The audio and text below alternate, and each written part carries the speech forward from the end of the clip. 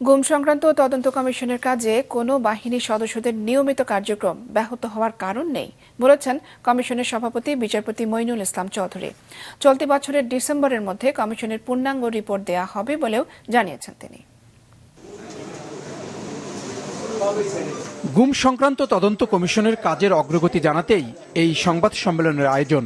এর প্রধান জানান, এ পর্যন্ত 1752টি অভিযোগ জমা পড়েছে, যার মধ্যে 1000 অভিযোগ যাচাই করা হয়েছে। কমিশনে আগত 280 জন অভিযোগকারীর জবানবন্দি রেকর্ড করা হয়েছে। এছাড়াও প্রায় 45 জন আইন শৃঙ্খলা রক্ষাকারী বাহিনী ও গোয়েন্দা সংস্থার বিভিন্ন পর্যায়ের কর্মকর্তাদের বক্তব্য রেকর্ড করা হয়েছে।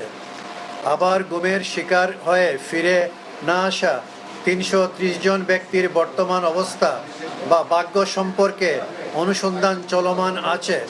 গুমের সাথে জড়িত ব্যক্তিদের আইনের আওতায় আনা হলে সংশ্লিষ্ট বাহিনীগুলোর ভাবমূর্তি উজ্জ্বল হবে বলে মনে করে কমিশন। গুমের সাথে জড়িত ব্যক্তিদের আইনের আওতায় আনা হলে সংশ্লিষ্ট বাহিনীর কালিমা মোচন হবে। সম্পূর্ণ পক্ষপাত মুক্ত ও স্বাধীনভাবে কাজ করছে বিধায় অত্র কমিশনের কাজে কোনো বাহিনীর দেশপ্রেমিক সদস্যদের নিয়মিত কার্যক্রম ব্যাহত হবার কোনো কারণ নেই মর্মে অত্র কমিশন মনে করে।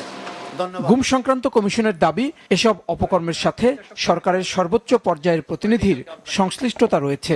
এগুলো গুমের ঘটনা মোস্টলি হয়েছে as per the directive or at the behest of the highest level of the then political government.